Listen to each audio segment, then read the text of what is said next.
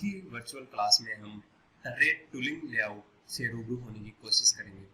यानी हम capstan lathe या टर्रेट लेथ में प्रयोग में आने वाले टूल्स किस तरह क्रॉस स्लाइड पर लगे टूल पोस्ट और हेक्सागोनल टर्रेट पर सेट किए जाते हैं, माउंट किए जाते हैं, जानने की कोशिश करेंगे। सबसे पहले जानते हैं what is the tool layout for a given job. The tool layout for a given job is a predetermined order of machining operations to be performed to produce it.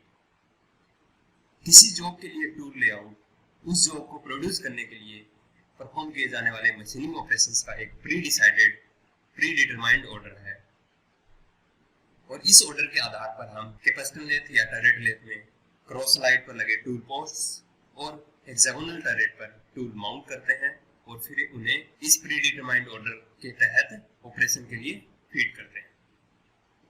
There are so many factors that influence this tool layout for a given job. The tool layout is generally influenced by these following factors. Nature of job, यानी job की shape size क्या है, simple shape है, complex shape है, condition of raw material casting से बनाया गया है या फोर्जिंग से बनाया गया है और ये बार्स के फॉर्म में है, amount of stock to be remove, raw material से जॉब बनाने के लिए हमें कितना स्टॉक रिमूव करना पड़ेगा, उसकी quantity, type of machining operations required, job को मशीन करने के लिए कितने और किस तरह के ऑपरेशंस परफॉर्म करने पड़ेंगे, number of pieces to be produce, job के कितने पीसेस हमें प्रोड्यूस करने हैं ताकि हम ये चेक कर पाएं कि कैपेस्टन लेथ या टर्रेट लेथ का प्रयोग करना किफायती रहेगा या नहीं। Available tools and tool holders and there cost, हमारे पास किस तरह के टूल्स अवेलेबल हैं और किस तरह के टूल होल्डर्स अवेलेबल हैं। Setup time, work handling time, machining time, machine को सेटअप करने में कितना टाइम लगेगा, उसको ऑपरेशन परफॉर्म करने में कितना टाइम लगेगा और वर्क को हैंडलिंग करने में कितना टाइम लग रहा है, ये सभी time. Setup labour cost and lathe operator labour cost, क्योंकि हमें टाइम को भी मिनिमाइज करना है और कॉस्ट को भी मिनिमाइज करना है, इसलिए इन फैक्टर्स का भी हमें ध्यान रखना होगा। So while performing the planning of the tool layout, we have to consider these following factors as possible as follows. It should be noted that an efficient tool layout produces accurate parts as per requirement at economical cost. So to perform operations on any work on the capacitance lathe or turret lathe, we have to do proper planning and scheduling in advance before the setting of job on the lathe. To do planning and scheduling the best tool layout, we have to consider few rules, or the planner that is planning or scheduling must consider these few rules. कुछ बातें जो planner या हमें जाननी जरूरी है। So few rules to be considered by planner while planning and scheduling the best tool layout. First one is try to use standard tooling as far as possible and make the layout simple. हमें standard tools का प्रयोग करना है और हमें कोशिश करनी है कि लेआउट सिंपलेस्ट हो ताकि उसकी सेटिंग आसानी से हो जाए। लेकिन लार्ज प्रोडक्शन के लिए हम स्पेशल टूलिंग भी डिजाइन कर सकते हैं। Second is cuts should be combined as far as possible, यानी हमें कोशिश करनी है कि हम कॉम्बिनेशन कट्स लगाने की कोशिश करें।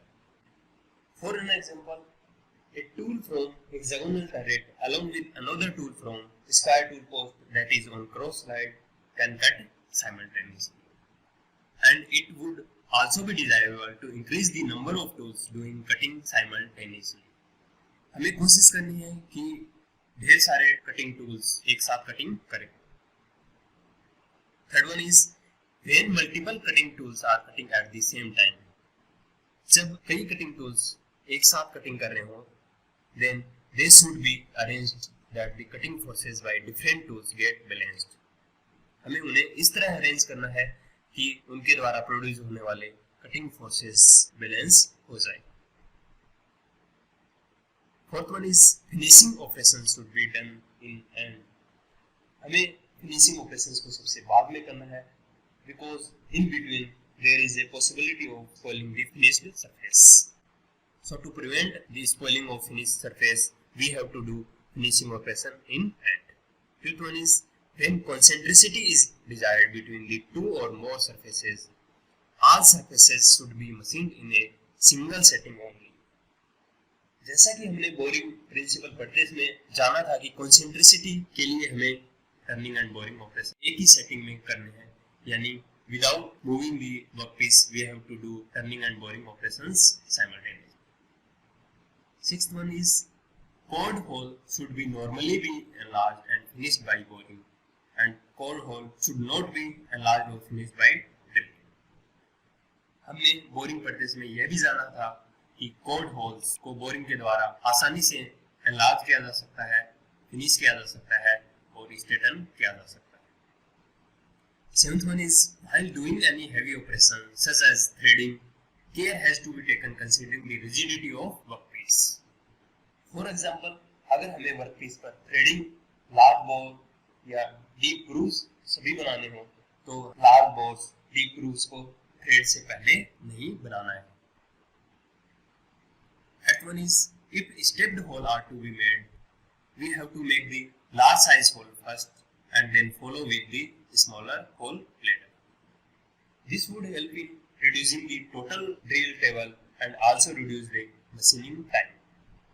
We have to note that small drill would also not have to travel a long distance, which is always difficult because जैसा कि हमने बोरिंग पढ़ते में देखा था कि longer drills वेंडर ऑफ कर सकते हैं जिससे कि होल की शेप या साइज डिफर हो सकती है.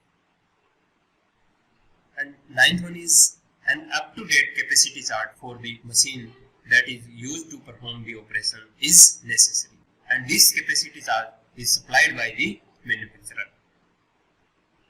इस तरह हमें इन सब बातों का टरेट के लिए टूल लेआउट प्लान करते समय ध्यान रखना है. Now keeping these rules in mind, let's discuss the procedure that should be adopted to plan and execute the job. To have clear and concise understanding of the tool layout planning, the following procedure should be adopted to plan and execute the job. सबसे पहले हमें finished part की drawing की requirement होती है और finished part की drawing की हम थोरो स्टडी करते हैं. स्टडिंग के दौरान volume of production, that mean number of pieces of the job to be produced, job material and its properties, job shape and size, surface to be machined, required dimension with tolerance and surface finish, and end use of the finished part. इन सब बातों की हम study करते हैं. And then we identify the required raw material, required machining operations, required machine tool, take a note of all these. हमारी suitability के आधार पर हम रॉ मटेरियल का चयन करेंगे. देन प्रोडक्ट के कॉन्फ़िगरेशन के आधार पर हम एलिमेंट्री मशीनिंग ऑपरेशंस को आइडेंटिफाई करेंगे और उनकी लिस्ट बनाएंगे. मशीन टूल का सिलेक्शन करेंगे जिसमें हम मशीन टूल की type, it is capacitor lathe और टर्रेट लेथ, मशीन टूल की size, its precision and kind and degree of automation, whether it is semi automatic और An up-to-date capacity chart for the machine is kept handy and is to be taken into consideration. जो machine tool हमने select किया है उसका हमें up-to-date capacity chart चाहिए और उसे हमें टूल लेआउट को प्लान करते समय कंसीडर करना है. We have to take a note of the available tools and tool holders.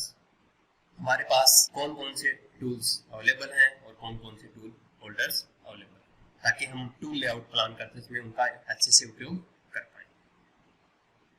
Now, based on the raw material, machining operations and machine, we have to select the blank.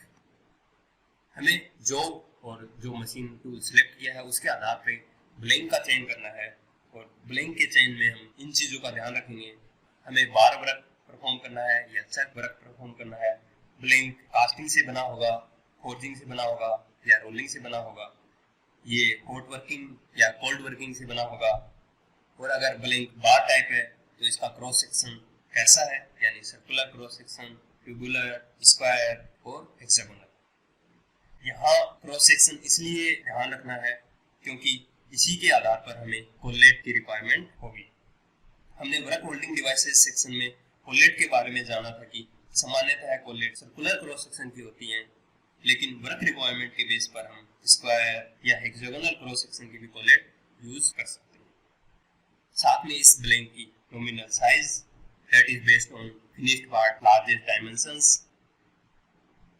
इसके बाद में जो हमारे पास available tools and tool holders हैं, उनमें से हमें डिफरेंट ऑपरेशंस को परफॉर्म करने के लिए प्रॉपर टूल का सिलेक्शन करना है। We have already prepared a list of required machining operations.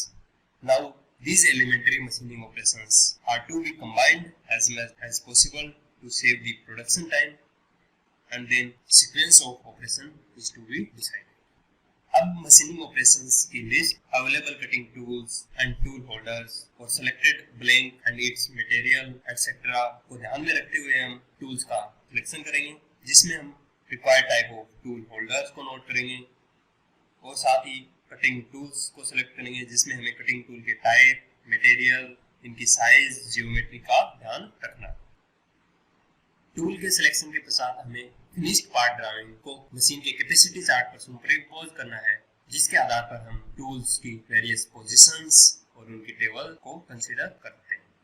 Then tools to be used are down out at respective positions on the turret face and on the cross slide tool post in a regular sequence.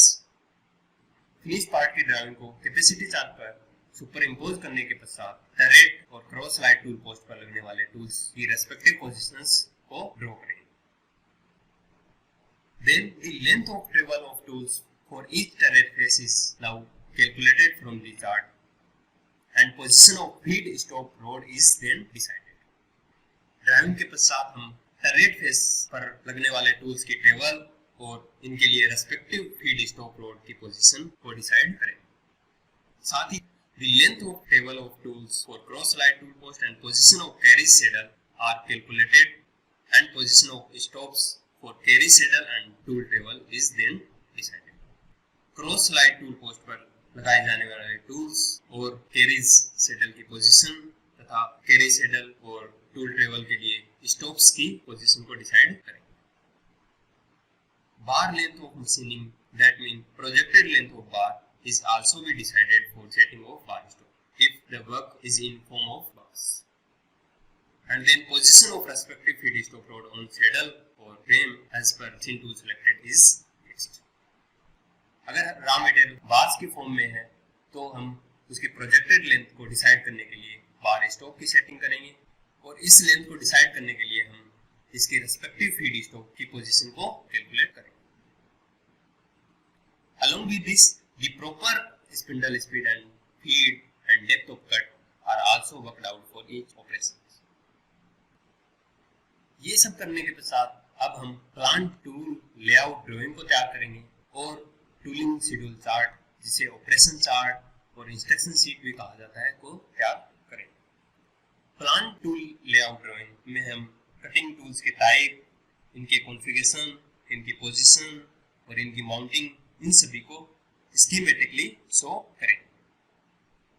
Tooling schedule chart, operation chart या instruction sheet या work scheduling chart, इनमें हम column wise job पर किए जाने वाले operations तथा इनके डिस्क्रिप्शन, वो भी सीक्वेंस में, टूल्स के टाइप, टूल्स की पोजीशन, टूल्स का टेबल, प्रत्येक ऑपरेशन के लिए speed, feed, depth of cut, respective operation में कटिंग फ्लूइड की आवश्यकता है या नहीं और कटिंग फ्लूइड का टाइप इत्यादि मेंशन करेंगे।